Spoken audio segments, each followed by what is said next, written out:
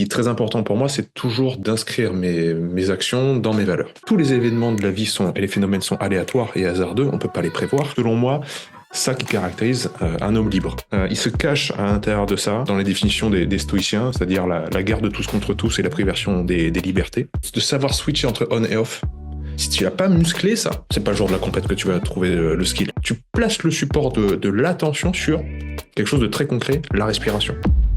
Dans cet épisode, j'ai la chance de recevoir Pierre Dufraisse, naturopathe et président du Centre de l'Hormèse. Personnellement, Pierre, c'est l'un de mes mentors en termes de physiologie et en termes de compréhension générale de l'être humain. Il nous a d'ailleurs offert une énorme formation sur le système nerveux exclusivement pour les membres de l'Académie Ikigai. Donc si tu veux en savoir plus sur le travail de l'Académie Ikigai ou sur le travail de Pierre, tous les liens se retrouvent dans la description. Ce qu'il faut savoir, c'est que dans l'Académie Ikigai, nous proposons une nouvelle formation sur 4 piliers.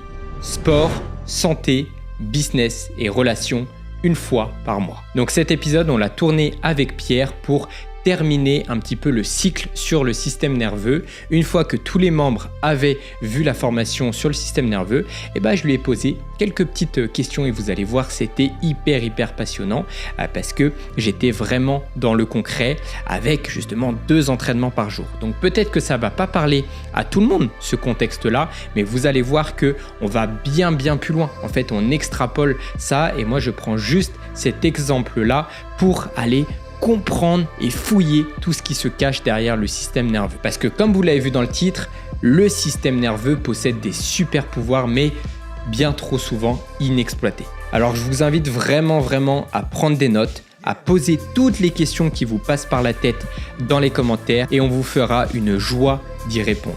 C'est vraiment une grosse opportunité et une grosse masterclass ce que Pierre nous a fourni aujourd'hui. Donc on peut vous garantir une chose, vous allez ressortir avec des nouvelles connaissances et des nouvelles compétences. Alors je vous invite à suivre Pierre sur tous ses réseaux, à lui apporter un maximum de soutien et à lui envoyer un petit message une fois que vous avez écouté ce podcast pour dire ce que vous avez pensé. Et pour nous, on se retrouve dans un futur épisode. Pensez à mettre un petit like, un petit commentaire et pourquoi pas envoyer cet épisode à l'un de vos amis qui justement est peut-être un petit peu à court de connaissances sur ce fameux système nerveux. C'était Flo, très bonne écoute. Là, c'est une grosse opportunité qu'on a là de recevoir Pierre sur l'Ikigai, tout simplement parce que moi, c'est toujours un mentor justement en ligne. Ce que je t'ai découvert, la première fois que je t'ai découvert, c'est sur le podcast Biomécanique et je me rappelle comme si c'était hier. J'étais allé courir, j'étais encore chez mes parents. C'est peut-être durant le Covid, il faudrait que je retrouve la story. Et j'étais allé courir et là, c'était la première fois que j'avais entendu une personne parler enfin d'antifragilité et comme quoi, en fait, le stress n'était pas forcément négatif. Et je me suis enfin dit, je suis pas fou, parce qu'on nous apprend depuis si longtemps que le stress, c'est négatif. Enfin, il y a quelqu'un qui va un peu à contresens et qui justement justifie. Et j'avais trop adoré ton discours et c'était une masterclass sur ce podcast-là. Et je me rappelle, j'étais devant le portail là, j'avais mis au moins 40 minutes à faire la story parce que je voulais prendre un extrait vraiment pile poil pour le partager. Et c'était hyper intéressant et c'est comme ça que je t'ai découvert. Et après, je suis rentré dans ta chaîne et c'est là où j'ai compris. J'ai essayé de comprendre parce qu'au début, c'est pas facile de comprendre l'hormèse, tu vois, parce que c'est un mot un petit peu qui sort de l'ordinaire et c'est comme ça que je suis rentré. Donc là, grosse opportunité de t'avoir aujourd'hui pour répondre à quelques questions sur le système nerveux et du coup, je te laisse te présenter maintenant actuellement. En 2025, comment tu te présenterais aujourd'hui? Ouais, déjà c'est adorable, merci beaucoup. Je suis trop content de cette anecdote, ça me touche. Le podcast avec Jérôme, je pense en effet qu'il date du Covid, ou en tout cas autour du Covid. Et depuis, il s'est passé quand même pas mal de choses, parce que mine de rien, le premier confinement, c'était il y a 5 ans.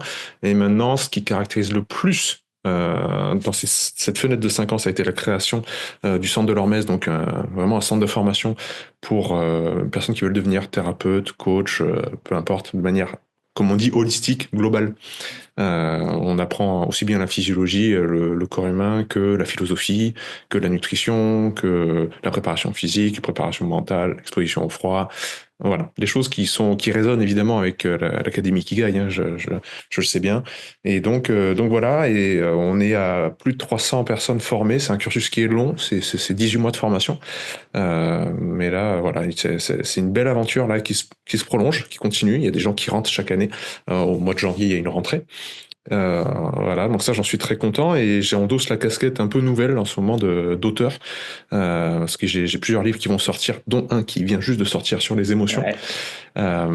Et un autre qui va... Bon, ça, c'est de l'autopublication, et j'aime beaucoup l'autopublication parce que j'ai pu enrichir ça d'un audiobook, mais un autre qui va sortir dans une maison d'édition qui s'appelle Très Daniel, qui est une belle maison d'édition. Et là, ce sera le livre sur l'Hormèse, le livre référence sur l'Hormèse, et d'autres livres qui arriveront par la suite, dont je serai très content en plus de parler avec vous. Mais voilà, ce qui me caractérise en ce moment, c'est vraiment la transmission et le professoral. C'est-à-dire être dans la position de celui qui transmet. Euh, c'est une période de ma vie qui est comme ça, et peut-être que ça changera par la suite, ou peut-être le fait d'écrire des livres va m'éloigner un petit peu de la formation, le fait d'enseigner, mais quoique on n'en sait rien. Voilà en gros. Donc oui, tu as cité l'hormèse, c'est vrai que c'est un terme qui m'est très cher. Le centre de l'hormèse, voilà, cette école qui transmet tous ces principes-là de renforcement naturel. Mais renforcement, on entend évidemment euh, le renforcement physique, mais il y a le renforcement mental, le renforcement émotionnel, le renforcement de l'esprit intellectuel.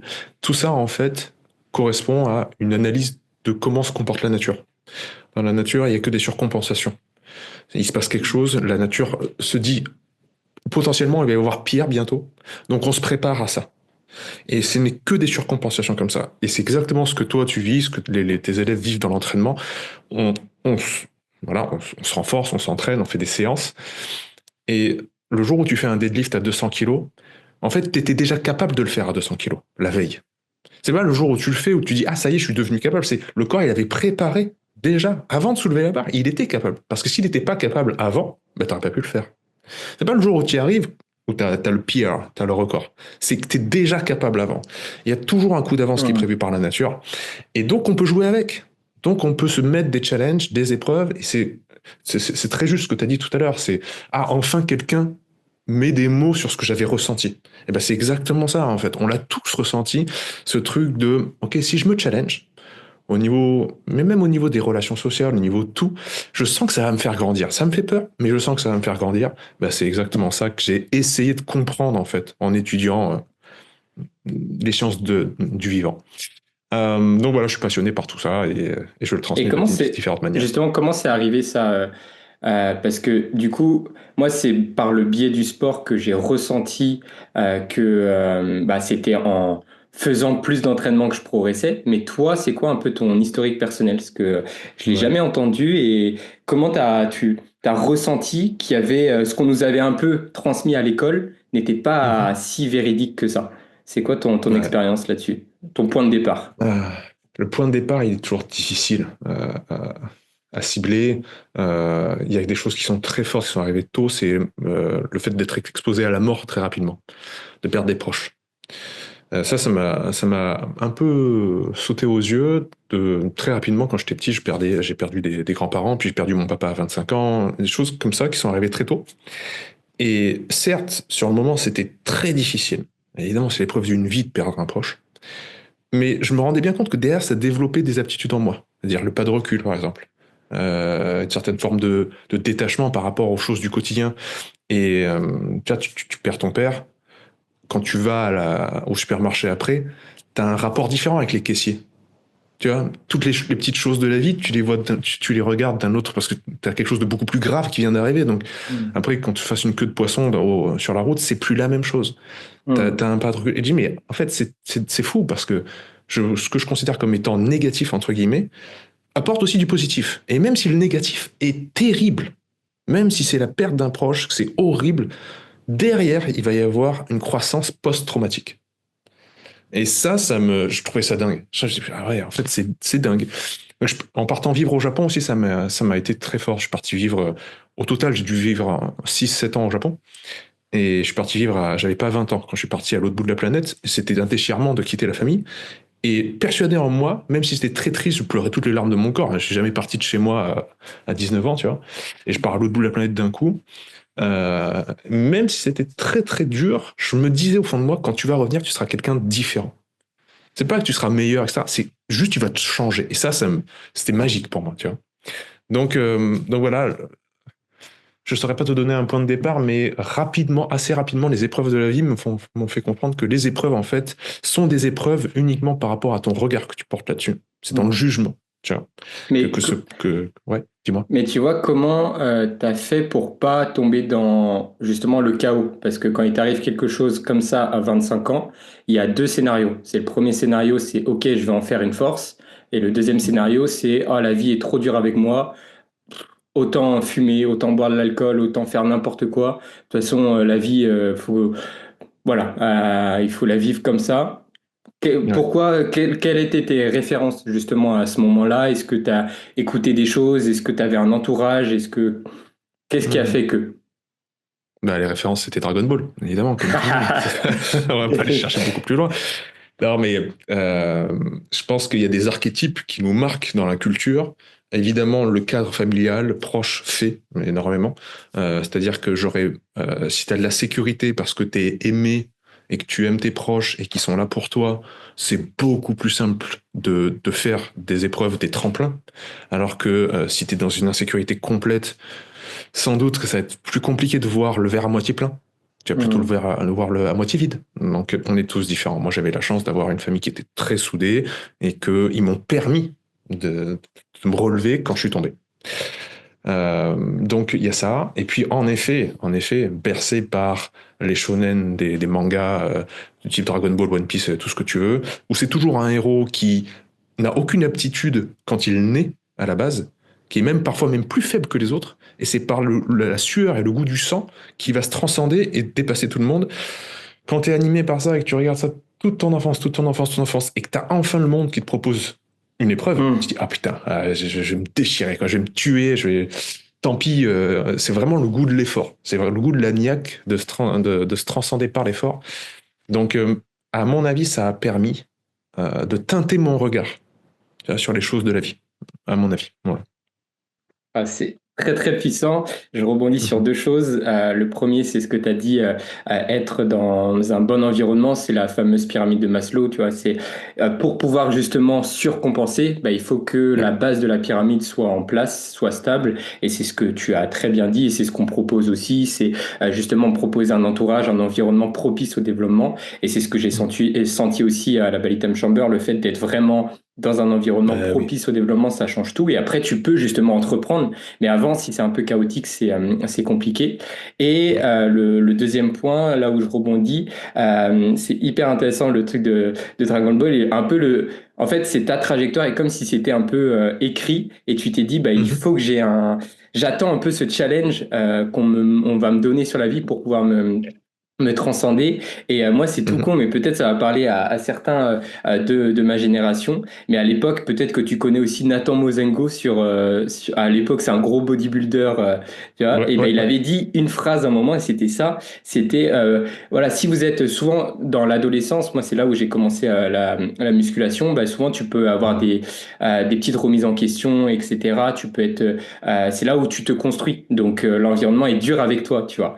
Et bah, du coup, il avait dit, au lieu de subir votre environnement et de faire n'importe quoi, d'aller boire de l'alcool, aller fumer n'importe ou quoi, bah, utilisez toute cette haine entre guillemets en fait, parce que c'est juste, moi maintenant avec le recul, c'est quand je comprends pas les choses, ça m'impacte en fait. Et d'où Mhm. l'ikigai aussi, comprendre le sens. Et en fait, bah, l'adolescence, c'est ça, quand tu comprends pas le sens, t'es là, t'es un peu, surtout quand t'es dans le contrôle comme moi, tu comprends pas ce qui t'arrive. Et du coup, tu subis et tu emmagasines toute cette haine et ça peut aller vers ce syndrome de bon, bon, en fait, Bien ouais, sûr. vas-y, j'ai 14 ans, je vais faire la fête, je vais boire, vas-y, il faut profiter. Et ce qu'il faut faire, bien entendu, il faut profiter. Mais Nathan Mozengo, à cette époque, il avait dit, bah, si vous êtes malheureux pendant cette période, bah, faites quelque chose d'utile. et faites justement du sport, de l'activité physique. Lui, à l'époque, c'était la musculation. Et moi, ça m'avait vachement aidé. Donc, je me retrouve Mhm. chez toi. Chez toi, c'était plus l'époque Dragon Ball. Moi, j'étais encore un peu jeune quand je regardais ça. Et moi, après, Nato Gonzengo derrière. Donc, intéressant cette Trop manière bien. de voir les choses, quoi. Ouais, je vais rebondir juste là-dessus et après on passera à la suite. Mais Ouais. euh, vous êtes sans doute, par l'Académie Ikigai, encouragé, je pense à tes élèves, tu vois, aux gens qui te suivent, encouragé à être des hommes complets, comme vous aimez bien le Mhm. dire, c'est-à-dire aussi au niveau de l'entrepreneuriat, au niveau de la famille, au niveau du lien social, non pas seulement au niveau du corps. Et parfois le courage, il fait défaut dans la vie. Parfois, c'est dur. Tu ne trouves pas la ressource, tu vois, d'affronter.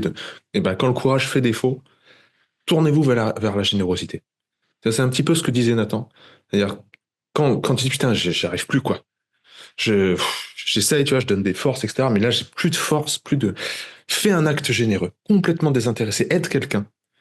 Et aide quelqu'un, même, dis un mot gentil. Peu importe, mais un Mhm. tout petit truc. Et tu vas voir qu'en fait, ça va te donner de la force. Parce que sinon, nous, on est, voilà, l'énergie masculine, on est très, on va y arriver tout seul, etc.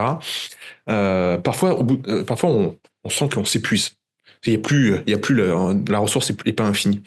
Et ben, juste faire un acte désintéressé de générosité, tu vois, comme tu disais, Nathan, il disait, fais quelque chose d'utile, mais pour quelqu'un d'autre, utile à l'autre.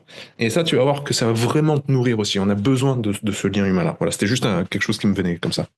Non, mais ouais, là on pourrait partir sur tout un podcast hyper long parce que c'est hyper intéressant ce C'est côté sûr. de générosité, c'est de l'énergie en fait. C'est que si Mhm. aussi bah tu t'as plus d'énergie, donne-en pour en recevoir, mais de manière Oui. désintéressée. C'est ça qui va te faire régénérer en fait. Et c'est ça pour moi la vie, cette question d'énergie, c'est un peu spirituel, mais c'est justement quelque chose quand tu dépasses. On en parlait avec justement, un monde de l'académie, c'est quand tu dépasses le premier seuil qui est un peu l'éveil, tu t'éveilles, c'est justement comme dit de la vie, l'éveil des consciences, bah Mhm. tu commences à ressentir toutes ces choses-là et tu ressens toutes ces énergies et après c'est hyper enrichissant pour le futur et surtout ouais, il faut le comprendre pour voilà comment se régénérer derrière. Donc ça fait la bonne introduction avec ce Mhm. fameux système nerveux parce que bah justement le système nerveux, moi qui est quelqu'un qui essaye de trouver tout le temps le sens dans tout ce que je fais parce que sinon en fait si je comprends pas pourquoi je fais les choses j'arrive pas à mettre l'intention et pour moi Mhm. c'est le truc le plus important.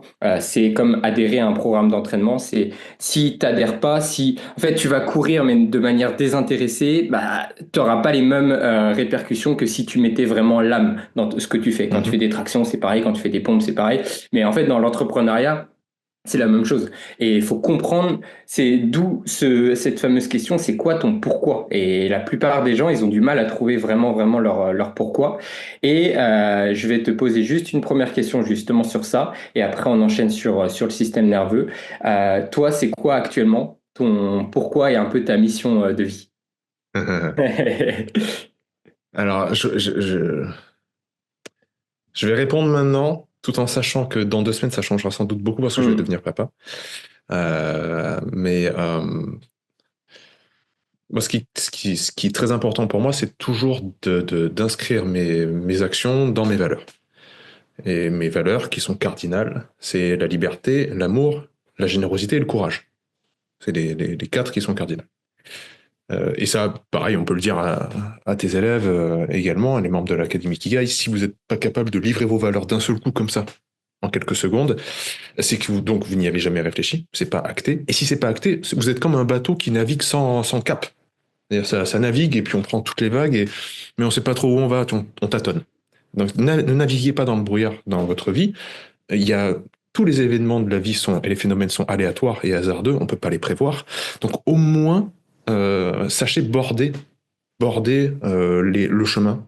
Sachez à peu près qu'est-ce que c'est une bonne conduite selon évidemment, vos valeurs, selon votre conduite de vie, votre éthique. Donc, moi, voilà, mon pourquoi, c'est d'inscrire mes valeurs, d'inscrire mes actions dans mes valeurs, de les respecter. Et c'est pour ça, c'est selon moi, ça qui caractérise un homme libre.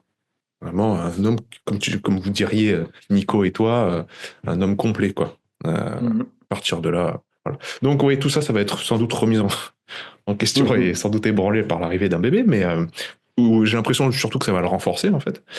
Voilà, le pourquoi il est là-dedans, il se cache à l'intérieur de ça, devenir soi-même, lutter contre le chaos, dans les définitions des stoïciens, c'est-à-dire la guerre de tous contre tous et la privation des libertés. C'est-à-dire que tu as une paix intérieure, une fois que tu as défini tes valeurs, tu peux rien t'arriver. Par contre, tu seras toujours un petit peu en opposition avec ce qui va à l'encontre de ces valeurs. C'est-à-dire ce qui prive les gens de liberté, ce qui prive les gens d'amour, ce qui prive... Ça, par contre, tu vas un peu tout le temps le combattre. Donc c'est un peu l'image du guerrier de lumière, quoi, qui part à l'aventure pour défendre tout ça. Donc le pourquoi se cache à l'intérieur du respect de ces valeurs humanistes. Euh, et pour boucler sur ce que tu disais qui était très intéressant et il faut prendre le temps d'analyser, c'est que tu as vraiment décortiqué sens, pourquoi, attention et intention. Il y a des mots-clés comme ça. Et vraiment, moi j'invite tout le monde à faire toujours un travail de sémantique quand on emploie des mots aussi forts que ça. Qu'est-ce que c'est le sens? Qu'est-ce que c'est le pourquoi? Vraiment, c'est quoi? D'où ça vient? Pourquoi on a besoin d'une raison pour agir, etc. Est-ce que c'est ma raison? Est-ce que c'est la raison d'un autre? Est-ce que c'est la raison que m'a transmise mon père? Vraiment s'intéresser à prendre du temps, tout ça. L'attention et l'intention, parce que tout ça, c'est un lien avec notre système nerveux. En fait, on a l'impression que d'un côté, il y a la physiologie, de l'autre, il y a la philosophie. Mais non, ne vous inquiétez pas, c'est complètement lié. Le sens, on s'est rendu compte en sciences cognitives qu'il émerge de l'action incarnée.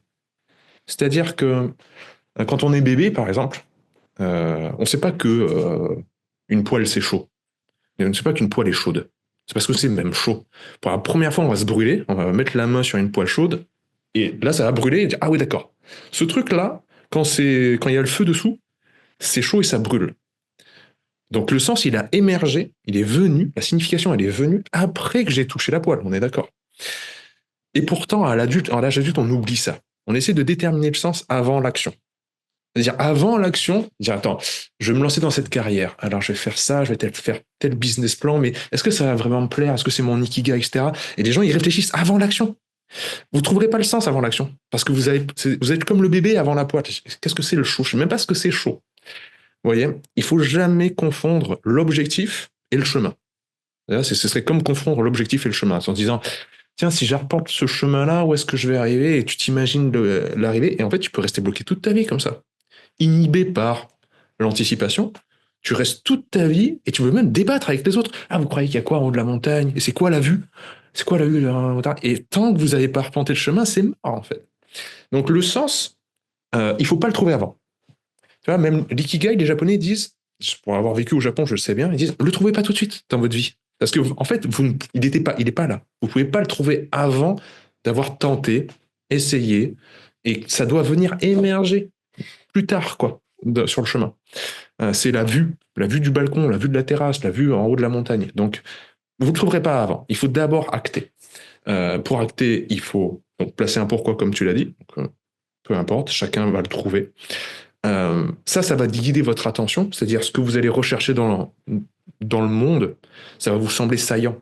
Si on l'a tous fait, je pense, tu t'achètes, je sais pas moi, un scooter, une voiture, peu importe, un véhicule d'une certaine marque, tout d'un coup, tu as l'impression de voir cette marque partout dans la rue. Ou même un blouson ou un vêtement, dit, ah putain, mais en fait, tu remarques la chose parce que tu l'as intégré dans ton système, c'est téléchargé dans ton logiciel, donc tes yeux le captent dans l'environnement. Donc si tu as ton pourquoi, ça va guider ton attention. Si tu as ton attention, là, tu vas placer une intention. Mais là, l'intention ne peut pas être guidée sans attention. Et l'attention, actuellement, c'est une guerre. On vous pique votre attention par des objets brillants, par un nouveau truc à avoir, par le dernier smartphone, par le dernier truc, la dernière méthode, etc. On vous capte votre attention parce qu'on sait que derrière va venir votre intention d'acheter, intention de consommer, etc. Donc attention, préservez votre attention comme une citadelle intérieure. C'est-à-dire, personne ne rentre que j'ai bien décidé, enfin je décide bien de qui rentre dans cette citadelle. Parce que votre attention, elle est limitée en énergie, en temps, etc. Donc les médias, le contenu sur Instagram, sur YouTube, etc. Vraiment, soyez au clair, ce qui n'empêche pas la légèreté dans le fait de regarder du divertissement, mais être conscient. Ah oui, là, je suis conscient que je regarde un divertissement. Ouais, ça me fait plaisir de le faire, mais j'en suis conscient.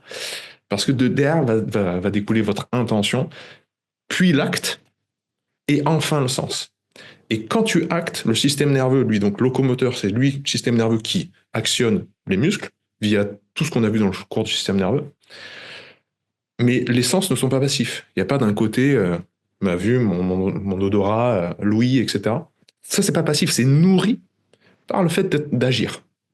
Ok. Je prends toujours cette. Après j'arrête cette tirade qui est infinie. Et je prends tes questions, mais juste termine sur ça. Ils ont fait des tests, je prends toujours cette expérience parce qu'elle est vraiment parlante, de groupes de chatons qui sont élevés dans le noir. Quand tu élèves des bébés animaux dans le noir, en fait, ils deviennent aveugles. Parce que comme ils sont bébés au moment où ils naissent et après ils sont dans le noir, à l'âge adulte, ils deviennent aveugles. Ils restent aveugles, en fait. Donc, ils élèvent des chatons dans le noir, sauf à un moment, ils éclairent la lumière dans la cage. Une demi-heure par jour, pas plus. Ils éclairent la lumière dans la cage, et à ce moment-là, il se passe quelque chose de très précis. Ils prennent un groupe qu'ils vont mettre dans un chariot, et un autre groupe de chatons qui va tirer le chariot. Donc il y a un groupe de chatons qui est complètement passif dans la cage, quand c'est éclairé. Hein. Ils sont assis, pépères, comme ça, ils attendent. Et un autre groupe qui, par contre, qui est actif, qui marche dans la cage et qui tire le chariot. Et ben, même s'ils ont la même expérience visuelle, on pourrait se dire, la lumière est éclairée, tout le monde est censé voir la cage, etc.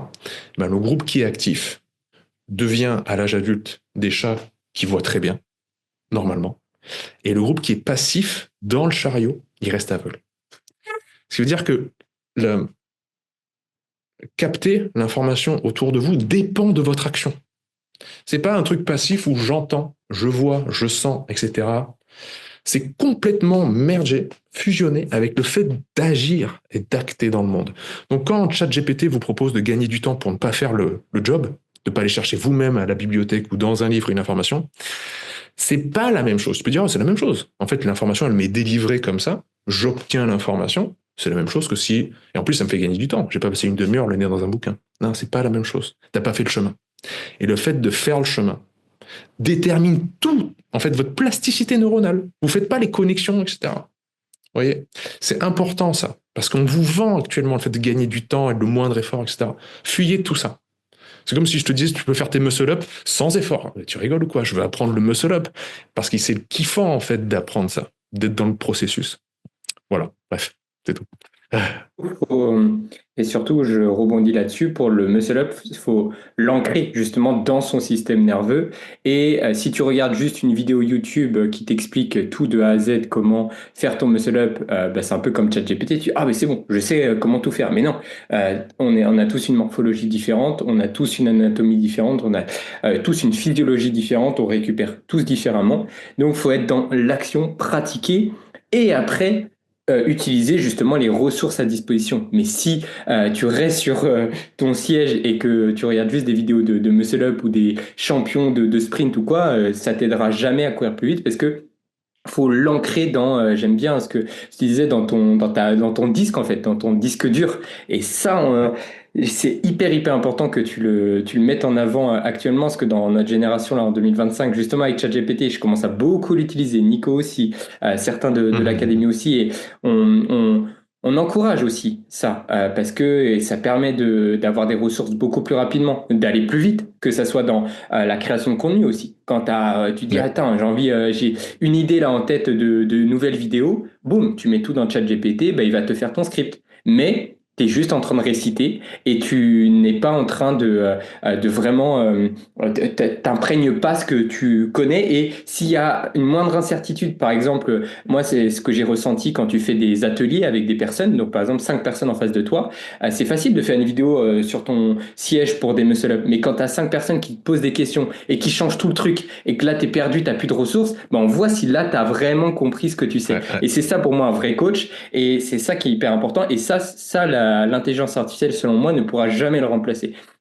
Et c'est là aussi où il faut aller. Donc, faut l'utiliser, l'intelligence artificielle, mais il faut faire très attention à ne pas, justement, comme tu dis avec les chats, devenir passif et en fait croire que tu sais tout, mais tu sais plus rien et surtout, tu n'es plus capable de t'adapter à ton environnement. Et ça, c'est hyper important. Donc, je suis content que tu ouvres cette porte-là parce que c'est important de le mettre en avant. Ouais, je sais pas ce que tu en penses là-dessus, mais après, comment faire le lien avec tu vois, le système nerveux, mais je pense que c'est un peu ça. C'est par exemple le froid, tout ça, on peut ouvrir un peu cette porte-là si tu veux. Mhm. Sur, par exemple, l'exposition au froid, bah, c'est la même chose. On est tous, de toute façon, on est du même camp à se dire, ouais, c'est bien, il y en a, ils connaissent tout sur le froid. Ah, putain, ils connaissent tout sur ChatGPT. Ouais, mais est-ce que tu es déjà allé 10 minutes t'exposer dans le froid dans une rivière? Tu vois, est-ce que tu l'as déjà fait? Qu'est-ce que tu ressens quand tu le fais?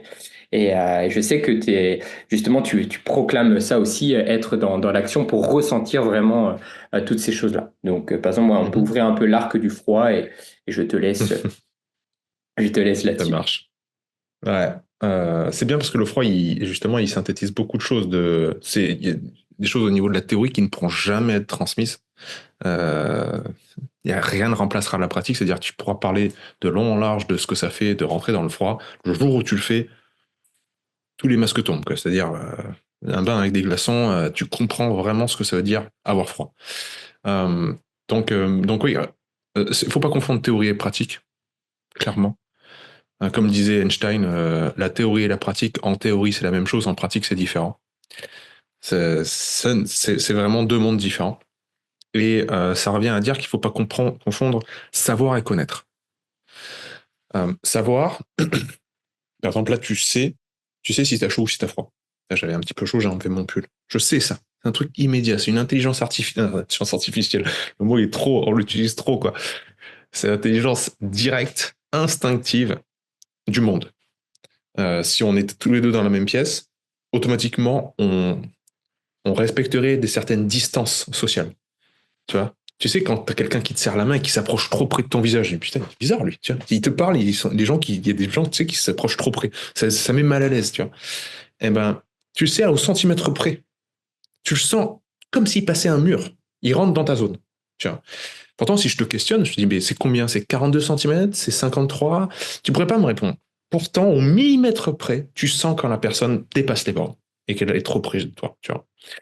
Donc, tu sais la chose, par contre, tu ne connais pas, c'est-à-dire que tu n'es pas capable de m'expliquer les processus sous-jacents.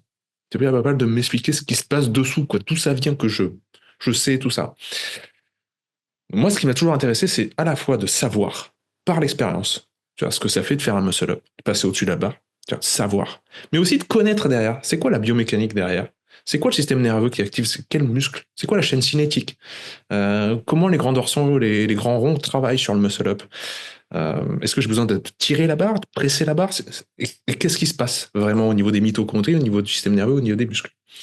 Donc, savoir et connaître, c'est deux choses différentes. On sait tous un petit peu, mais sur Internet, on reboucle par rapport à ce qu'on disait juste avant, les gens se contentent de savoir. C'est-à-dire, ils te disent ce qu'ils ont perçu. Moi, ça m'a fait chaud, moi, ça m'a fait froid. Quand je suis rentré dans le bain froid, ouais, c'était facile, je n'ai pas eu si froid que ça. La personne, après, elle essaye, putain, c'était l'enfer, quoi. Pourtant, c'est le même bain froid, hein. C'est la même température, etc. Mais c'était terrible. Donc, qui sait quoi? Donc, connaître le principe du bain froid par rapport au système nerveux, c'est étudier justement ce qui est commun à nous tous. On a tous un système nerveux, on a tous un système hormonal, on a tous un système cardiovasculaire. Donc, on peut déjà dégager des invariants, des trucs qui seront vrais pour toi comme pour moi. Donc, dans le bain froid, ouais, tu as le système nerveux qui va plutôt entrer en mode sympathique. Mais ça, c'est des généralités, hein. Il y en a qui ont tellement fait de bain froid et tellement habitués, accoutumés à l'exercice qu'ils arrivent à rester complètement détendus dedans. Moi, c'est pas mon cas, hein. Je rentre dans un bain avec des glaçons, c'est toujours la panique intérieurement. Mais j'arrive, par la respiration, à réguler le système nerveux. D'où l'importance de la respiration, qui est sans doute le seul outil qui nous permet de jouer sur la branche du système nerveux qu'on appelle autonome, qui normalement se passe en dehors de notre volonté. Là, on a un outil, si on le contrôle bien en jouant surtout sur l'expire, peut permettre de calmer des choses qui se passent automatiquement, du genre la fréquence cardiaque, euh, la sécrétion d'adrénaline, ce genre de choses. Ce qu'a prouvé maintes et maintes fois, entre autres, la méthode Wim Hof. Donc, le bain froid, ça va activer le système nerveux sympathique. est plutôt relâché par les glandes surrénales, la noradrénaline et l'adrénaline, qui sont les neurohormones, donc qui passent à la fois par la voie sanguine et à la fois au niveau du système nerveux, qui élèvent la tension. C'est tout d'un coup, si vous avez tous fait des douches froides ou des bains froids, vous voyez bien que d'un coup vous écarquillez les yeux et vous êtes beaucoup plus alerte. C'est pour ça qu'on dit que ça remplace allègrement un café, parce que vous sortez d'une douche froide, normalement vous êtes vraiment réveillé. Donc le froid prépare à l'action, sauf s'il est fait de manière trop forte et trop longue, et qui peut épuiser. Hein. Le bain froid n'a pas de valeur par essence. Il n'est pas bon ou mauvais. Il est approprié ou pas approprié, utilisé d'une bonne manière ou non. C'est comme un outil. Un couteau à manche, si vous le tenez par la lame, il va vous blesser. Mais il y a toujours un moyen de bien utiliser l'outil pour ce que vous voulez faire. Le bain froid, c'est pareil. S'il faut s'activer, un bain froid intense pour juste sécréter ces catécholamines, donc dopamine, noradrénaline, adrénaline, c'est très bien en guise de réveil matinal ou avant un entraînement, par exemple. Mais est-ce qu'on veut ça après un entraînement? Ou on cherche plus le repos, plus la détente, plus le côté parasympathique pour régénérer les tissus, etc. Ben, peut-être pas forcément. Peut-être pas forcément. En termes généraux, j'aurais plutôt tendance à ne pas le recommander après l'entraînement. Pourtant, ce que tu vois, c'est toujours tout le contraire. C'est-à-dire, les gens pensent que ça va améliorer la récupération, donc ils vont se jeter dans une piscine d'eau froide juste après un training. Moi, j'aurais plutôt tendance, encore une fois, c'est des généralités, on est tous différents, mais à ne pas recommander le froid après l'entraînement, plutôt avant. Je sais pas, par rapport au froid, on peut aller dans plein de directions, comme tu veux. Ouais. Ah, ça, ça va faire le lien avec ma première question. Après, je vais laisser ceux qui sont là aussi poser leurs questions pour les récompenser d'être présents. Parce que du coup, moi, ce que tu dis là sur le froid, c'est un peu le poison aussi fait la dose. Si tu fais que du froid, bah, ça va te fatiguer parce que, comme tu viens de le dire, tu es plus dans un système nerveux sympathique. Donc, ça veut dire que c'est un stresseur un petit peu. Tu vois, ok, tu vas surcompenser, tu vas progresser derrière, mais après, tu as besoin de récupérer. C'est comme l'entraînement. Si tu t'entraînes 10 heures sur une journée, bah, une heure, c'est bon pour ta santé. 10, c'est un peu trop si tu fais on-off d'un coup, tu passes de 0 à 10 heures. Donc, c'est toujours, voilà, le poison fait la dose. Et surtout, là où je rebondis aussi, c'est un peu comme la nutrition, c'est un peu le timing. Là, tu viens de le dire, c'est le froid, c'est plus sur un système nerveux sympathique, donc c'est plus intéressant de le faire avant pour le système nerveux. Après, si on va dans la récupération ou quoi, là c'est encore d'autres aspects avec justement, je crois le froid c'est vasoconstriction, si je dis pas de bêtises. Du coup, voilà, après il y a plein d'explications, etc. Mais du coup, ça c'est si on cherche en tout cas à optimiser. Et là, moi, je suis parfaitement dedans parce que je suis à 2 semaines de ma plus grosse échéance là cette année, et du coup là, l'optimisation a tout son intérêt. Autant, moi, dans la vie de tous les jours, je challenge un peu la suroptimisation parce que sinon, je trouve que tu deviens un peu dépendant de ça, tu vois. Tu deviens dépendant de tes compléments, tu deviens dépendant de ton café, tu deviens dépendant de ton froid. Et dès que tu n'as plus ça, bah, tu t'es perdu et tu t'as plus trop de repères.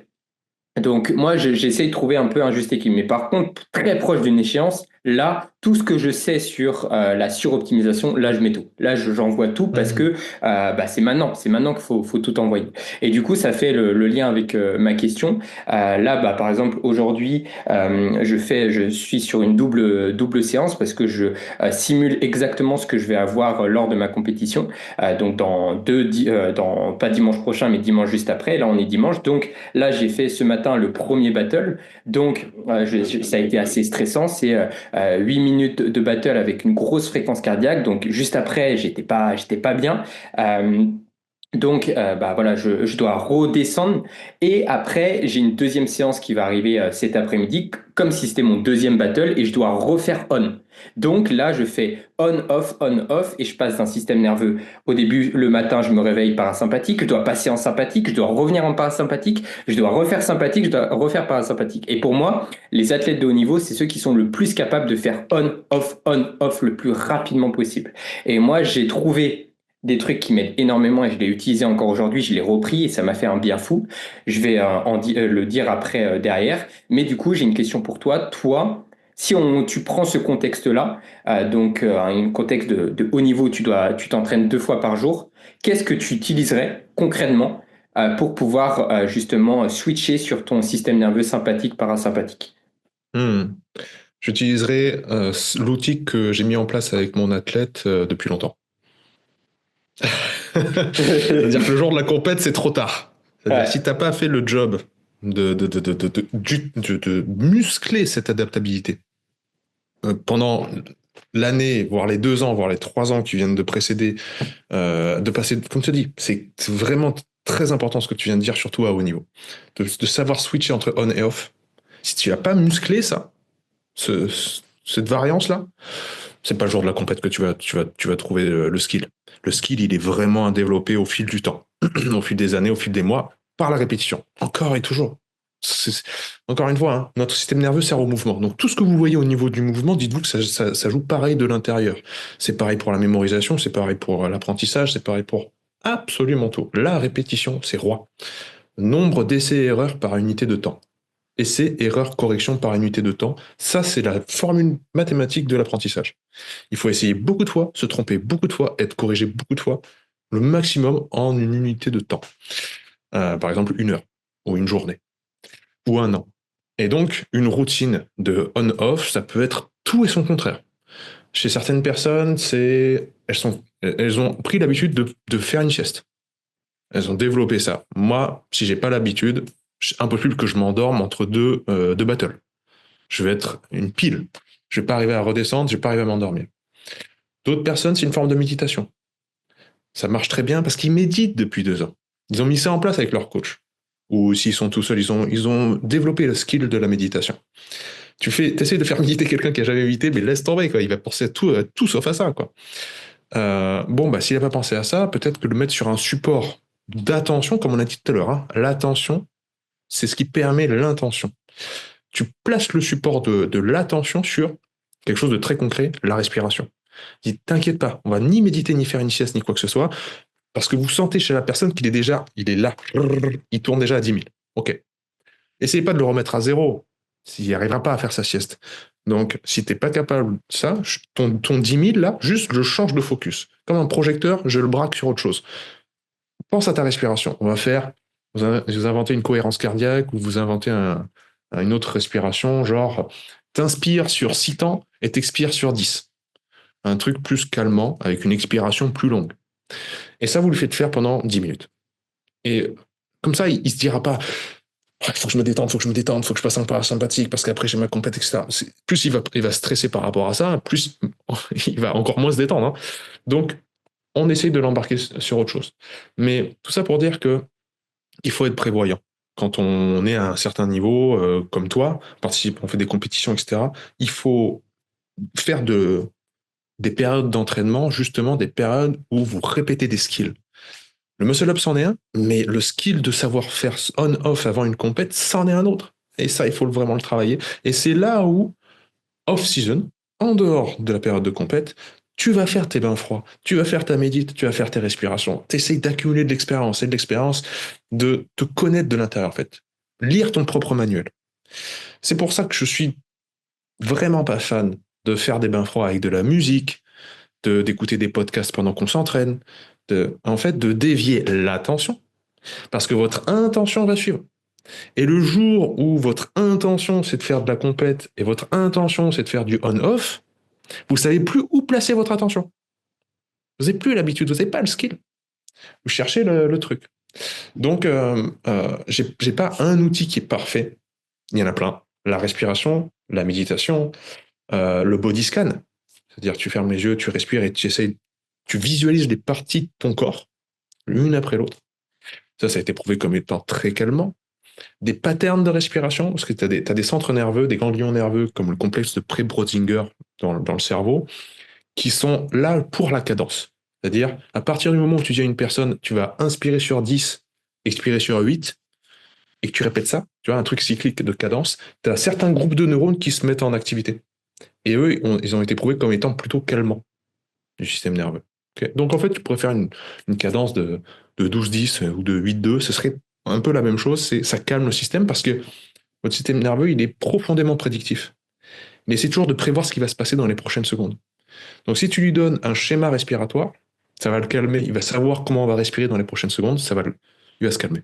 Tu vois. Donc il faut vraiment, c'est de la sensibilité, on est chacun différent.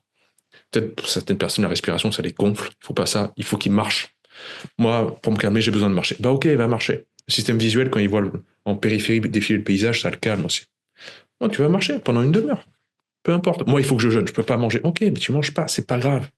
Le jour de la compète, on fait comme ce qui rassure le plus le cerveau, quoi. Voilà.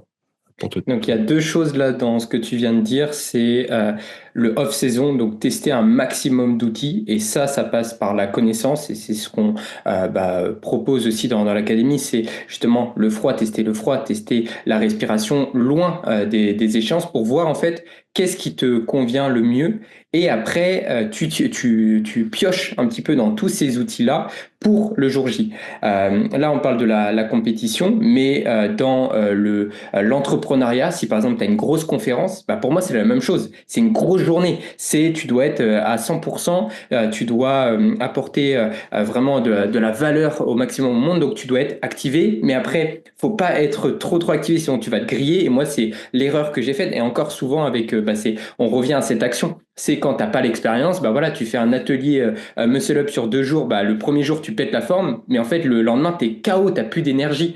Moi, avec l'Ikigai Experience, ça a été un peu la même chose aussi. Première semaine à fond et je me suis pas assez écouté, j'ai trop donné et à un moment j'ai explosé pareil et du coup pour une conférence ça peut être le même principe et du coup c'est hyper passionnant et c'est pour ça faut faire là je fais le lien aussi entre compétition et la vie de tous les jours quand on cherche à optimiser et du coup moi les petits tips j'en ai déjà parlé et je l'ai fait du coup aujourd'hui c'est ce que tu viens de dire c'est la respiration par exemple là j'ai pris de la caféine avant mon premier battle, donc là c'était une simulation battle. Du coup, je monte très haut, fréquence cardiaque qui monte assez haut. Du coup, j'arrive à l'entraînement, je vole comme pas possible, mais je sens que ça pulse quand même. Donc je sens qu'il faut quand même calmer. Donc je me suis assis, j'ai fait Wim Hof et boum, direct je suis passé de 130 BPM à 90. J'ai senti et j'étais trop bien. Et du coup, je fais juste sur YouTube la méthode Wim Hof, donc inspiration, expiration, l'apnée. Ça me calme très bien et après je démarre. Ensuite, dès que j'ai fait mon battle, là j'ai pas eu le temps aujourd'hui, mais je vais le faire juste après, c'est respiration nasale sur 5 secondes on, 5 secondes off et 5 secondes apnée. Je fais ça pendant 5-10 minutes. Juste. En fait, il faut juste que je redescende et là j'arrive à faire on-off et c'est magique et c'est ce que j'applique le jour J en compétition. Et après, il y a toute une stratégie aussi nutritionnelle, etc. Mais comme tu dis, c'est une aptitude à développer. Et moi, une fois que j'ai débloqué ce truc-là, ça a totalement changé. Parce que le plus important, c'est d'être prêt le jour J. Après, il peut se passer plein de trucs. T'es pas en forme ce jour-là, il y a plein de choses. Voilà, c'est ça, c'est l'incertitude et c'est ça qu'on aime. Mais au moins, tu as tout optimisé. Moi, j'ai senti vraiment la différence. Et par exemple, les petites routines, voilà, petite corde à sauter, jonglage au début, t'es focus et en fait, tu te rapproches à des trucs et là, ça te permet vraiment de switcher. Je le sens. Je fais parasympathique, sympathique, parasympathique et là, je suis dans le système nerveux, tu vois. Et c'est hyper intéressant. Par contre, c'est quand même je sens que c'est énergivore. Tu vois, là, aujourd'hui, je sens que ça va quand même m'impacter. Quand tu as une compétition, ça t'impacte parce que c'est pareil, c'est du stress de réussir à faire on-off comme ça. Ton corps, il n'est pas forcément habitué à faire ça. Et je fais le pont juste avec les connaissances, enfin le travail. Tu vois, le travail. Moi, j'aimais bien ton approche de dire, en fait, t'es productif quand t'aimes les choses, quand tu t'aimes ce que tu fais, c'est là que t'es productif. Et moi, je fais un peu le lien justement avec le système nerveux. C'est que, par exemple, un salarié qui bosse pendant 8 heures, mais qui en fait, est toujours un peu, on va dire, en batterie 40%. Tu vois, il est toujours 40%, tout le temps, tout le temps, tout le temps. Alors que en fait, pour moi, si on analyse bien le système nerveux, pour moi, il devrait faire, par exemple, 2 heures de deep work. Donc là, tu es vraiment en on, tu apprends tout en magazine, et après, tu régénères. On, off, on, off. Et moi, du coup, maintenant que je suis indépendant, c'est ce que j'applique dans la vie de tous les jours, et je fais le lien avec le sport, et j'ai l'impression que j'apprends beaucoup mieux là-dedans, et que je suis aussi beaucoup plus productif au travail, plutôt que rester dire, putain, faut que je me force là, 8h, 17h, je quitte pas le truc, mais tu sens que t'es pas productif. Mais pourquoi tu continues à faire ça? Et pour moi, c'est la même chose, ça fait encore le lien avec le système nerveux. Et du coup, la respiration, ça peut être un lien et ça peut être un outil pour le travail. Après, là, on va vraiment de l'optimisation, mais ceux qui ont des boulots très, très exigeants, bah, pourquoi pas faire un Wim Hof avant une grosse session de deep work, ou toi, quand tu dois écrire ton livre, tu vois. Et après, ok, là, j'ai fait 2 heures hyper intensifs. Ça sert à rien de plonger le truc, à part si tu es vraiment dans le flow, tu redescends. Et voilà, j'aime bien cet outil-là et je trouve ça. C'est Ouais. intéressant. Mais non, mais c'est sûr, la respiration, t'as raison, hein, c'est universel, on y a tous accès, c'est tout le temps accessible. C'est difficile de trouver un truc mieux. Euh, voilà, si vraiment le problème, et c'est évidemment en 2025 le problème numéro un, qu'on est un petit peu tous à naviguer entre deux eaux, comme tu as dit, d'intensité. C'est comme si on courait constamment un marathon ou qu'on marchait constamment alors que bah, on tente de faire tes muscle-up, par exemple. Si tu tentes de faire ton meilleur muscle-up, tu veux pas courir en même temps. Tu veux pas être en activité, c'est que tu te reposes, tu te focuses et tu fais ton mouvement. Idem, si à l'inverse, tu veux courir un marathon, tu veux pas qu'au milieu de ton marathon, tu as besoin de faire des muscle-up. Tu vois, c'est toujours optimisé, oui, mais en vue de quel objectif? Ce qui est important, c'est ce que disait souvent Ido Portal, hein, c'est peu importe ce que tu peux faire, c'est qu'est-ce que tu veux faire. Le truc, c'est qu'est-ce que toi tu veux faire? Qu'est-ce qui fait sens pour toi? On revient au début de la conversation, c'est qu'est-ce qui fait sens pour toi? Dans quoi ça s'inscrit tout ça, tu vois? Et ça va déterminer la manière que tu as de voir les choses. Parce que si tu es un marathonien, les muscle-up, ça ne t'intéresse pas du tout. Et même, tu répugnes le fait de voir une barre. Toi, par contre, quand tu vois une barre, Flo, à mon avis, tu as tout ton corps qui commence déjà à s'allumer. C'est-à-dire, oh putain, il y a une barre. C'est-à-dire, je peux faire des trucs. Tu vois. Alors que certaines personnes, ça les angoisse. Ils disent, merde. Tu vois, tu vas dans les premiers cours de CrossFit, aujourd'hui, il y a muscle-up, les gars. Tout le monde part. Tu sens les visages, ça change. Donc, le système nerveux dépend de ça. L'idée qu'on se fait des choses, notre histoire de vie, ce que l'on souhaite faire, tout ça, ça structure en fait votre système nerveux. Mais, on a un levier d'action dessus. Certes, on a une histoire, on a un rapport au monde, mais par rapport à ce rapport au monde, on peut un petit peu influencer sur ça, et la respiration fait partie des outils qui permettent d'influencer notre rapport au monde. C'est là où c'est intéressant. Donc ouais, respirer par le nez, respirer par le diaphragme, ça a été prouvé que ça favorise le système nerveux parasympathique, parce que la cavité nasale, elle renferme énormément d'oxyde nitrique. Quand l'air rentre dedans, il rentre dans des turbulences. Et le fait que l'air fasse comme des tourbillons, ça stimule certaines cellules dans la cavité nasale qui sécrètent l'oxyde nitrique, qui est un gaz qui fait une vasodilatation, qui ouvre les conduits. Donc l'air pénètre beaucoup mieux dans les poumons. Et surtout, il va tout au fond. Et dans le bas des poumons, c'est là où il y a les fibres du parasympathique. Versus une respiration claviculaire beaucoup plus haute par la bouche, comme ça, celle de l'effort intense, là c'est purement sympathique. Donc si vous voulez vous calmer, vous mettez une main sur le nombril, vous respirez par le nez, et vous essayez de pousser votre main avec votre nombril, okay, de le creuser après votre ventre. Et là, en fait, c'est pas garanti à 100%, mais vous vous mettez dans un contexte qui favorise sans doute la détente. Donc ouais, après une grosse session, euh, alors là je parle de l'entraînement, je parle pas de la compète, mais après une grosse session d'entraînement, où on veut que la motricité s'imprègne, c'est-à-dire que le logiciel se télécharge dans le système nerveux périphérique. Vraiment, j'ai travaillé la qualité de mon muscle-up, encore et encore. J'ai pas fait beaucoup de reps, mais à chaque fois, l'intention était très, très, très claire. Au niveau de l'accélération, au niveau du passage de la barre, au niveau de tout. Et je veux vraiment que cette technicité que j'ai bossée aujourd'hui, je l'apprenne. Et ben, juste après l'entraînement, n'allez surtout pas faire une douche froide. N'allez surtout pas faire un truc excitant qui va dévier votre système nerveux sur autre chose. Vous faites l'étoile de mer au sol. Vous mettez en croix comme ça, dans le noir, si possible. Si c'est pas dans le noir, vous fermez juste les yeux. Et vous n'avez pas besoin de respirer, de penser à autre chose. En fait, ça va se faire automatiquement. Le cerveau, ce qu'il va faire à ce moment-là, votre système nerveux, il va refaire les événements qui viennent de se passer dans la séance, dans le sens inverse. Et enlever ce qui n'a pas marché. C'est-à-dire les gestes qui n'ont pas marché, on l'enlève. Les gestes qui ont marché, on le mémorise. Ce qui dépend toujours du sens que vous donnez aux choses, hein, parce que pour certaines personnes, ce qui a marché, c'est pas la même chose que pour d'autres. Bon, bref. Mais en gros, il va rejeter l'inutile, garder l'utile. Si et seulement si vous prenez 5 minutes après l'entraînement pour ne rien faire, pas vous passez à autre chose, vous allumez le smartphone pour regarder Instagram, vous mettez une vidéo YouTube. Non, il faut vraiment qu'il y ait un vrai silence. Il faut, encore une fois, attention, attention. C'est très, très, très important ce que tu dis là. Et moi, c'est ce que la respiration m'a vraiment apporté parce que j'étais trop dans tout le temps stimulus, stimulus, stimulus, stimulus. Ce que j'avais compris, que c'était dans le stress que je progressais. Mais ce que j'avais pas encore bien compris, c'était que c'est dans la récupération, dans le calme qu'on apprend vraiment. Et du coup, bah, à un moment, j'ai explosé et je comprenais pas. Je faisais 2 semaines dans toute la vie, quoi. J'étais bien 2 semaines et après une semaine de down, j'étais KO. Et ouais, et après, tu vois que tu progresses pas, tu comprends pas. Et c'est pour ça, on s'est toujours, moi, je me suis toujours posé la question à l'école, pourquoi il y en avait, ils apprenaient plus vite que d'autres. Bah, peut-être parce que, en fait, des fois, inconsciemment, peut-être indirectement ou de par leur éducation, ils switchaient beaucoup mieux là-dessus. Mm. Et moi, j'ai toujours eu une ah putain, oui, mais il faut que je prends tout ce qu'il y a, tout ce qu'il y a. Oui, mais tu t'apprends vraiment, t'apprends jamais. Et c'est pour ça la discussion, discuter avec quelqu'un. C'est là aussi où tu confrontes vraiment tes idées. Et des fois, pendant très longtemps, je me suis dit, ah ouais, non, en fait, je croyais tout savoir. Là, je viens de faire 8 heures de formation, mais en fait, non, j'ai rien compris parce que quand Mm. je parle, quand j'explique quelque chose, je sens que je suis pas clair, tu vois. Et Mm. c'est la respiration qui m'a permis de vraiment imprégner. Et parce que sinon, c'est ça, tu fais. La plupart des gens, ils comprennent pas aussi pourquoi ils progressent pas, par exemple, dans le sport, parce que ils font pas de feedback, ils font pas de bilan. Donc, ils sont tête bornée, no pain, no gain. Ils font pas de feedback. Après, ils vont courir derrière. Ils se régénèrent pas et ils refont. Ils tournent en boucle. Ils tournent en boucle et ah, mais je progresse pas. Bah oui. Là, par exemple, là, moi, ce matin, c'est ça. J'ai fait quelques erreurs durant mon circuit. OK.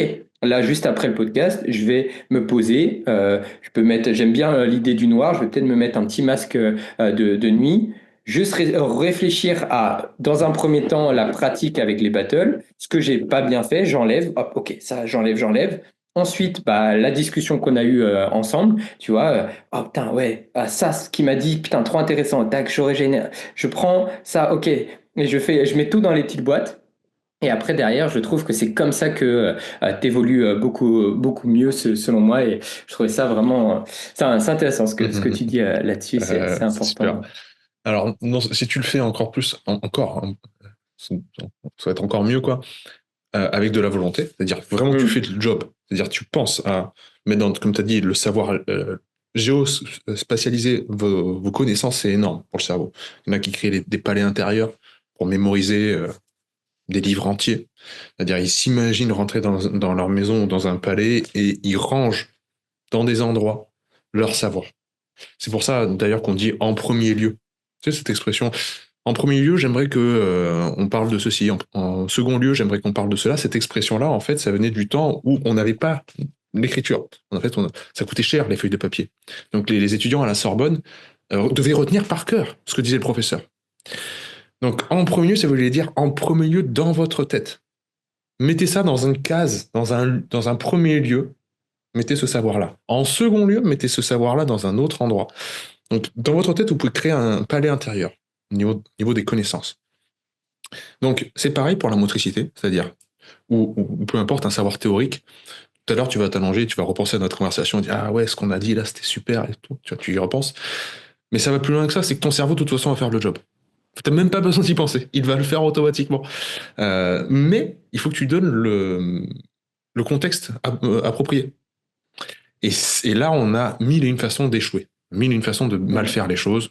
Comme on l'a dit, ce serait par exemple, tout simplement, mais prendre un café au mauvais moment, se re-solliciter, se réexciter, se re-rentrer dans le monde sympathique avec la dopamine, la noradrénaline, l'adrénaline. Ne pas confondre l'état de stress que tu peux engendrer par un stimulus, comme tu disais tout à l'heure, avec l'apprentissage. En fait, le stress, si vous voulez retenir, le stress, il indique, il donne la direction. C'est un panneau. C'est-à-dire, ah, faut faire plus de muscles. Par exemple, tu fais une grosse séance de muscu pour la plage, tu fais du bench, tu fais des tractions, du bench, des tractions. Tu fais un push-pull de l'enfer. Tu dis par les molécules chimiques et tout ce qui se passe au niveau du stress interne, faut faire de l'hypertrophie musculaire, faut faire plus de muscles. Mais c'est juste une indication. Hein. Le stress, il indique. Mais le repos, lui, il apprend, il enseigne. Le stress, il montre. Mais c'est dans la phase de repos en fait qu'il y a la progression, le gain, l'hormèse, l'antifragilité, tout ce que vous voulez. La progression, c'est quand on se repose dans le parasympathique. Mais le stress, il n'y a aucune progression. Hein, c'est juste, tu montres, c'est par là qu'il faut aller, c'est par là, il faut faire plus de muscles, ou bien il faut renforcer telle structure, ou bien ceci, cela. Voilà. Donc, si vous passez votre temps à stresser, parce que après votre séance de calisthénie, vous allez courir, et puis après, vous allez prendre du café, et puis après, vous allez faire ceci, cela, et après, vous allez stresser au boulot, en fait, jamais vous apprenez. Toujours vous sollicitez, vous indiquez, vous donnez plein de panneaux, plein de directions différentes. Mais il va falloir dormir, les gars. C'est vraiment, faut dormir, faut se reposer, faut. C'est exactement ce que j'allais dire. Là, on pourrait partir sur un nouvel échange sur le côté sommeil, parce que Mhm. derrière, si tu dors pas bien, tout ce que tu as appris la journée, bah, Ouais. tu l'apprends pas vraiment, parce qu'on le sait très bien que c'est dans le sommeil qu'il y a beaucoup de choses qui se mettent en place. Donc, on revient encore à ça, un peu cette optimisation, mais en fait, c'est juste être classique, quoi, avoir un bon rythme circadien, etc. Mais voilà, ça, on garde ça pour une prochaine fois. C'est Mhm. Carrément. une énorme porte. Donc, je vais laisser Thomas poser une petite question. Axel aussi, si il en a une, on a quelques minutes. Ensuite, on termine là-dessus. Donc, posez vraiment votre question. Là, vous avez 5 minutes avec Pierre. Posez la question qui vraiment peut tout changer.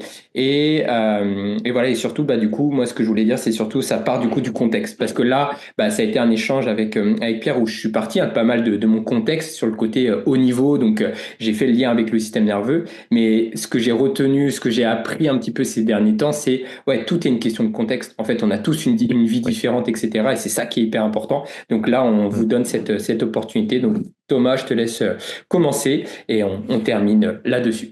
Yes, vous m'entendez ou pas? Ouais, nickel. Ouais, super. Du coup, ouais, merci en tout cas pour l'échange. Ça remet en contexte beaucoup de choses. Moi, Pierre, j'ai une question sur parce que tu parlais justement de cette fameuse roue karmique un petit peu. Tu sais, comme quand on reste un petit peu toujours dans nos schémas de pensée, on reste bloqué dans beaucoup de choses.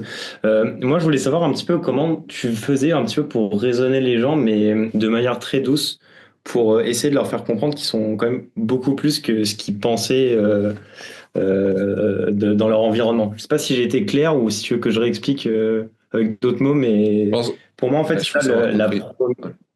Ouais. Ouais. Non, Tu as dis-moi, compris, vas-y, tu je veux t'en dire? prie. Je t'en prie, attends, je Euh, termine. Ouais.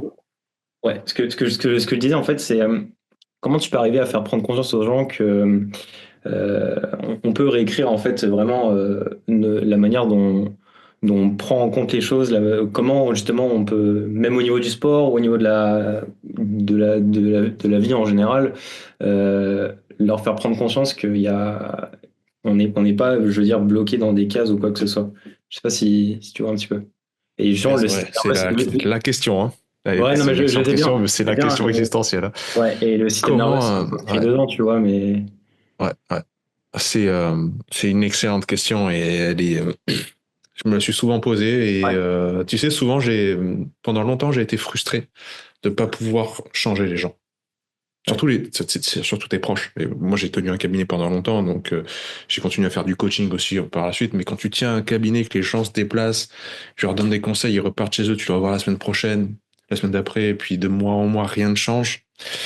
Et puis qu'ils ont des discours défaitistes. Euh, euh, c'est, j'ai abandonné en fait l'idée, Mm. la mission du sauveur. Mm. Il faut mourir à l'idée qu'on est là pour aider les autres. Il faut déjà s'aider soi-même. Et c'est la quête d'une vie, ça. C'est vraiment se découvrir soi-même, comprendre comment on fonctionne, se comprendre soi-même et être soi-même, devenir soi-même, comme disent les stoïciens. En fait, ça suffit. Quand une personne qui est à sa place, il est automatiquement thérapeute. Personne qui s'est trouvé, qui est en paix intérieure, qui dégage, il rayonne quelque chose, Mm. qui va faire du bien au monde. Parce que expliquer à quelqu'un que sa manière de faire, tu lui dis, mais tu fais A, mais je vais te démontrer qu'il vaut mieux faire B. Et puis tu lui expliques, et elle est d'accord, ouais, d'accord. Et puis tu la revois faire A, tu dis, putain, mais je viens de te dire que B, c'est beaucoup mieux. Ou que tu peux te changer, tu peux te transformer, comme tu dis, c'est jamais arrêté. Tu dis, oui, oui, d'accord, oui, oui, je sais, je sais. Et tu sais, ils te disent, oui, je sais, mais en fait, derrière, ils vont repartir dans leurs propres automatismes et leurs erreurs. En fait, il faut arriver à ne plus s'en offusquer, plus se dire, mais punaise, c'est dommage, etc. Euh, non, faut arriver à incarner le changement que tu veux voir dans le monde et toujours te demander quel type d'homme c'est en train d'engendrer. Si quelqu'un me voit de l'extérieur, qu'est-ce que ça engendre comme type d'homme? Ça suffit en fait. Tu veux dire, cette action-là, si un enfant me voit, si une personne me voit, comment ça va l'inspirer? Et en fait, ça suffit, ça dire, ouais, non, si je fais ça ou si je dis ça, c'est de la merde. Clairement, ça engendre un type d'être humain qui me semble être contraire à mes valeurs. D'où l'importance Ok, donc en de fait, cibler ces valeurs. typiquement, ce qu'on reflète, ça suffit ça se suffit en fait. Il n'y a pas. Je pense oui, parce que mettons que tu arrives à convaincre vraiment une personne. Tu as un discours, tu lui dis, voilà, parce que tu comprends, c'est jamais fini, puis on peut tous changer, etc. Souvent, c'est pas tout le temps le cas, hein, c'est pas tout le temps le cas. Mais souvent, les gens vont même t'attribuer à toi leur victoire. C'est-à-dire, si elles réussissent à changer, elles vont dire, ah, c'est lui, Thomas, il m'a changé. Thomas, il m'a. Tu sais, on entend souvent, ce médecin, il a guéri mon diabète. Il a rien guéri du tout, le médecin. C'est ton corps qui a tout fait. C'est toi qui as tout fait par tes actions, parce que tu as soigné ta nutrition. Pourquoi tu lui associes une victoire? Euh, donc, c'est complexe. C'est complexe. Quand on met l'autre dans l'équation, c'est très complexe. Il faut. Je pense qu'à part travailler sur soi-même, ce que disaient Épictète et Sénèque, hein, travaille sur toi-même. Connais-toi toi-même, même c'était l'oracle de Delphes, hein, c'était l'école de Socrate. Connais-toi toi-même. Et à partir de là, les choses coulent. Voilà. Sinon, oui. Sinon, c'est en fait, c'est pour ça que je me suis dirigé vers les conférences et la transmission. C'est que exposer des grands principes de philosophie et d'éthique, sans parler directement à une personne, mais parler à la masse, ça permet que ceux qui sont réceptifs au message vont le prendre et se l'approprier. C'est-à-dire, j'ai compris et c'est moi, acteur de ma santé, de mon hygiène de vie, de mon travail, de tout ce que tu veux, de mon business aussi, qui vais acter. Et certains réussiront, d'autres n'y arriveront pas, mais c'est pas de notre ressort. Ok. Non, c'est plus clair. En fait, faut pas justement individualiser la personne, mais comme tu dis, essayer de juste d'exposer ta vision des choses et si ça résonne ou pas avec la personne, en fait. Ouais.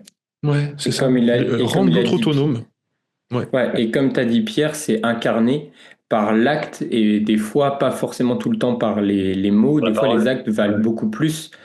Et il y a aussi le principe un peu d'émotionnel et de rationnel. J'ai l'impression que tous les trois, on est plus émotionnel et du coup, ça nous impacte énormément de voir que, en fait, on donne beaucoup et que la personne arrive pas à changer et on se dit des fois, c'est notre faute, quoi. C'est putain, merde, on a tout donné, etc. Et là, c'est un peu le danger de l'émotionnel. Et c'est ce que j'ai appris avec Nico qui, lui, est plus rationnel et du coup, il se détache de ça. Et c'est ce que les stoïciens aussi font un petit peu de ouais, mais là, j'ai donné tout. Maintenant, c'est à lui de faire le travail. Et souvent, en fait, c'est le temps qui fait le succès derrière. Et par exemple, là, ça fait exactement le pont avec le tout début du podcast. Pierre, je le découvre sur un podcast sur biomécanique. Il me met des graines dans ma tête. Il y a des trucs que je comprends pas encore. Il me parle d'hormèse, de tout ça. C'est compliqué, mais je vois où il veut aller. Mais ok. Et maintenant, en fait, quelques années plus tard, tout le message est beaucoup plus clair parce que j'ai appris à l'imprégner. Et là, la discussion qu'on a eue aujourd'hui, c'est pas juste on se l'écoute comme ça en courant et c'est fini. Non, faut se le réécouter, réécouter, réécouter, prendre le temps. Et vous allez voir que dans 3 ans, ça peut totalement changer. En tout cas, moi, ça a été le cas pour moi. Donc, je trouve que ça fait le parfait pont avec tout ça, quoi. Ouais, tant mieux. Bien content. Ouais, t'as raison.